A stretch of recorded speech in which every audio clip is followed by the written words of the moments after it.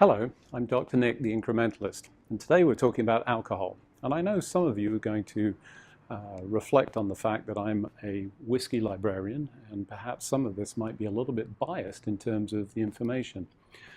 But what I want to do is to present some of the background to the latest study that was published, covered really quite extensively in the news headlines with some very dramatic claims. No amount of alcohol is safe. Zero is the amount to consume. And whilst I understand the backdrop to that, I want to explain some of the details behind that and perhaps what that might mean to you from an alcohol consumption standpoint. Should you just swear off alcohol and stop drinking completely? Well, that's one choice, but I want to think about some other choices and what you might want to do.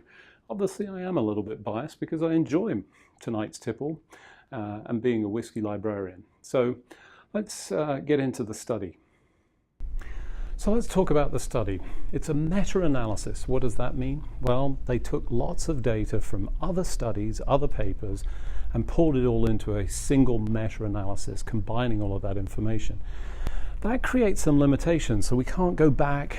We've got no control over the design. We really have to accept the data, and it also doesn't allow us to dig into some of the statistical tools that allow us to tease out causation versus correlation.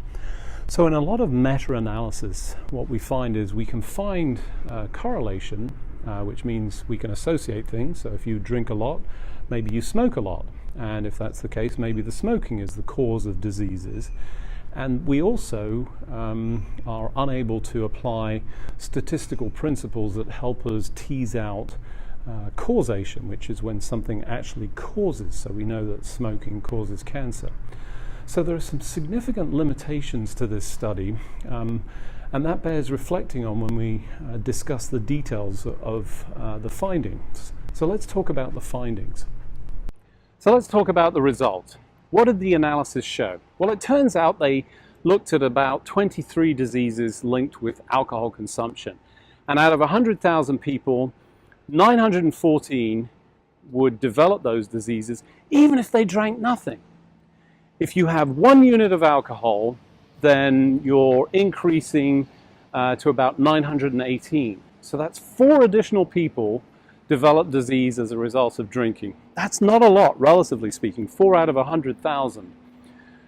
If you have 2, it's about 60 more people, rising all the way up to about 5 drinks that they analyzed. Now, what does that mean for you and what decisions should you make? If you don't drink, don't start drinking. There's no reason to. If you do drink, drink in moderation. That's the #1 message here. Don't drink too much. We know that heavy alcohol consumption is associated with lots of diseases, lots of problems. But if you are going to drink, drink in moderation. And if you're drinking too much, reduce it. If you're a woman, you should be drinking slightly less on average than men, certainly based on the current guidelines or acceptable guidelines of what's a safe amount of alcohol. Either way, drink in moderation if you must drink, and don't feel that you can't continue to drink and that's a bad thing. It turns out, based on this particular study, what they showed was that in some diseases, heart disease and diabetes, drinking actually reduces risk. So the facts are not always as obvious or as clear as it would appear from the data presented in the news headlines. So make individual decisions. So incremental step, analyze what you're drinking. Incremental step #2, if you're drinking too much, moderate and reduce it. And if you're not drinking, don't start. If I can ask a favor, if you like this video, let me know. Like it in the section below.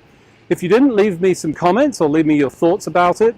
And otherwise, hopefully you'll join me the next time. I'm Dr. Nick.